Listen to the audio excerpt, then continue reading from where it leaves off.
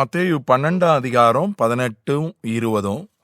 இதோ நான் தெரிந்து கொண்ட என்னுடைய தாசன், என் ஆத்துமாவுக்கு பிரியமாயிருக்கிற என்னுடைய நேசன். என் ஆவியை அவர் மேல் அமரப் பண்ணுவேன். அவர் புறஜாதியாருக்கு நியாயத்தை அறிவிப்பார். அவர் நியாயத்தை அறிவிப்பார். 20. அவர் நியாயத்திற்கு ஜெயங்கிடைக்க பண்ணுகிற வரைக்கும் நெறிந்த நாணலை முறிக்காமலும் மங்கேறுகிற திரியை அணைக்காமலும் இருப்பார். நியாயத்தை அறிவிப்பார். நியாயத்திற்கு ஜெயம் கிடைக்க பண்ணுவார். நியாயத்தை அறிவிப்பது அது ஓரளவுக்கு அது சாத்தியம்தான். ஓரளவுக்கு பெரும்பாலோர் நியாயத்தை பேசுறதில்ல. ஆளுக்கு ஏற்ற மாதிரி பேசுவாங்க, சூழ்நிலைக்கு ஏற்ற மாதிரி பேசுவாங்க, அவங்களுக்கு சாதகமாக பேசுவாங்க. நியாயத்தை பேசுகிறவங்க சிலர் இருக்காங்க, நியாயத்தை சொல்கிறவங்க சிலர் இருக்காங்க.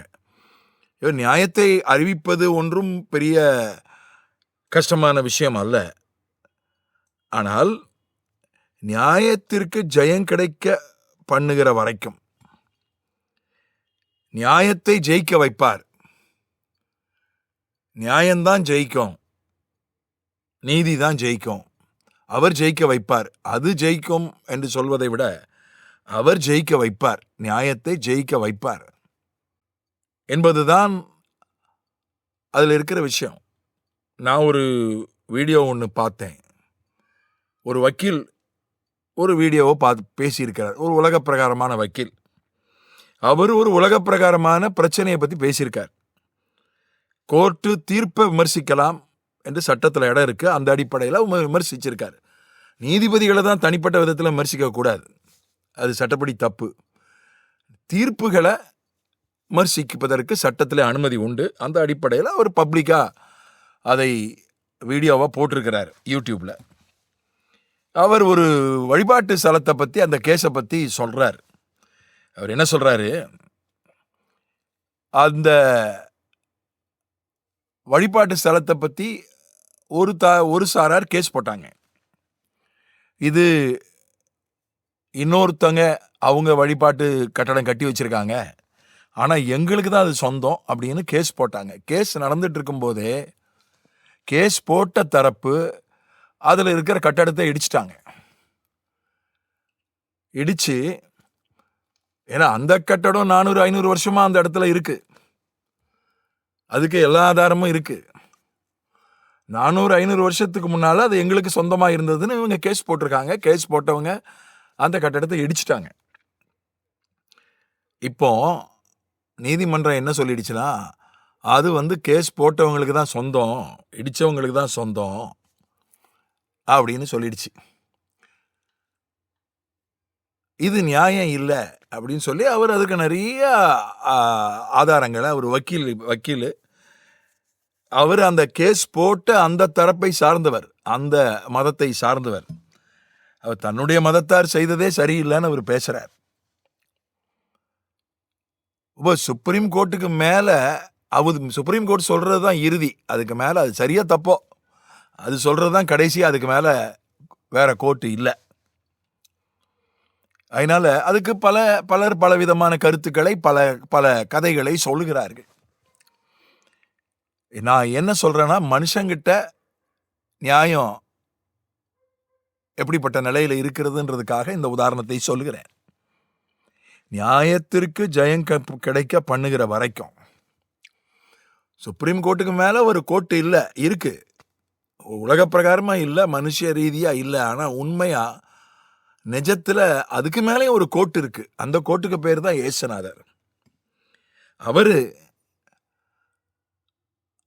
நியாயத்திற்கு ஜெயத்தை கொடுக்கிறவர், நியாயத்தை வெற்றி பெற செய்கிறவர். நியாயம் தானா வெற்றி பெறாது, இவர் தான் அந்த நியாயத்தை ஜெயிக்க வைக்கிறார். தாமதமாகலாம், அவ்வளவுதான். அதனால ரோமர் 11ஆம் அதிகாரத்தில் நாம்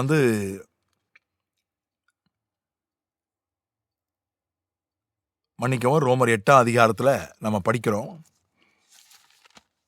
இவை எல்லாவற்றிலேயும் நாம் அவராலே முற்றிலும் ஜெயம் கொள்கிறவர்களாய் இருக்கிறோம்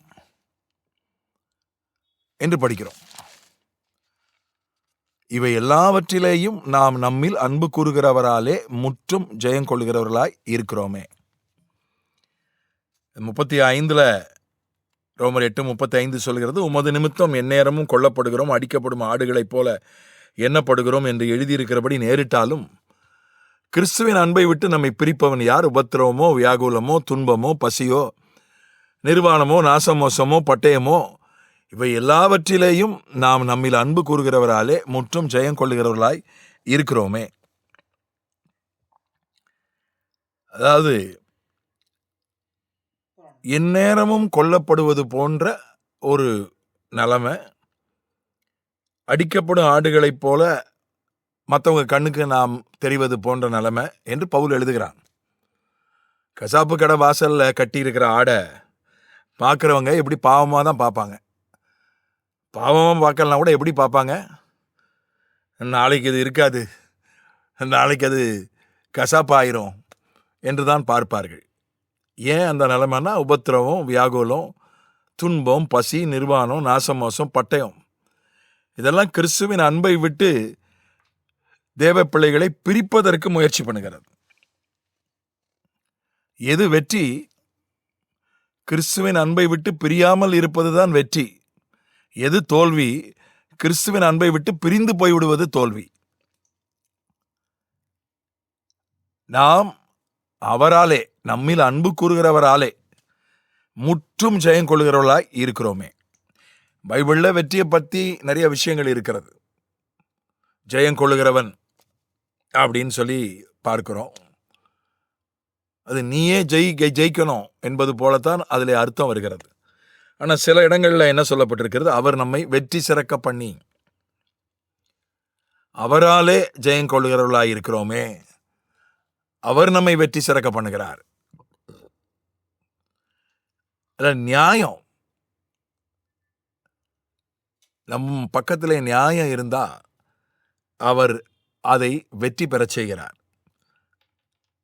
அது ஜெயம் கிடைக்கும்படியாக ஆண்டவர் கிரியை செய்கிறார். சில விஷயங்கள் தானாகவே ஜெயிச்சிரும். உதாரணத்துக்கு சத்தியம், உண்மை சத்தியம் உங்களை விடுதலை ஆக்கும் என்று சொல்லப்பட்டிருக்கிறது. உண்மையை யாரும் ஜெயிக்க வைக்க வேண்டியதில்லை, தானா ஜெயிச்சிரும். ஏன்னா உண்மைக்கு, சத்தியத்துக்கு அவ்வளோ வல்லமை உண்டு. ஆனால் நியாயத்தை பொறுத்தவரை அதை ஆண்டவர் தான் ஜெயிக்க வைக்கணும். அது தானா ஜெயிக்காது, தானா வெற்றி பெறாது. அதனால அதை ஆண்டவர் நிச்சயமாக செய்கிறார். நியாயத்தை அவர் அறிவிக்கிறார். என்னுடைய நியாயத்தை நான் சொன்னாலும் யாரும் கேட்க மாட்டாங்க. சிலர் சொல்லுகிற ஒரு புகார் அதுதான்.